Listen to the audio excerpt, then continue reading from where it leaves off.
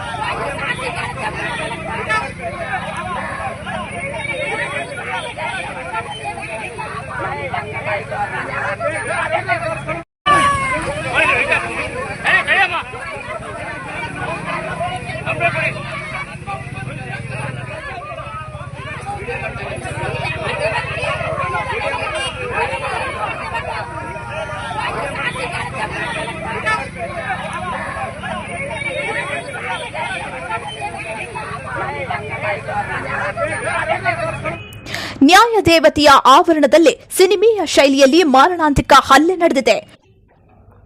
ಹಿರಿಸಾವೆ ಹೋಬಳಿ ಅಂಕನಹಳ್ಳಿ ಗ್ರಾಮದಿಂದ ಬಂದ ಕುಟುಂಬದ ಮೇಲೆ ಚನ್ನರಾಯಪಟ್ಟಣ ಮೂಲದ ಆರೋಪಿ ದಿನೇಶ್ ಅನ್ನೋರು ಹಲ್ಲೆ ನಡೆಸಿದ್ದಾರೆ ಎನ್ನಲಾಗಿದೆ.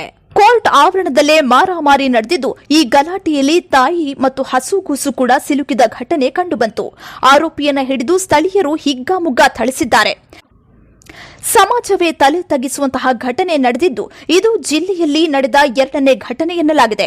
ಇನ್ನು ಆರೋಪಿಯನ್ನ ವಶಕ್ಕೆ ಪಡೆದು ಪೊಲೀಸರು ವಿಚಾರಣೆ ನಡೆಸಿದ್ದಾರೆ.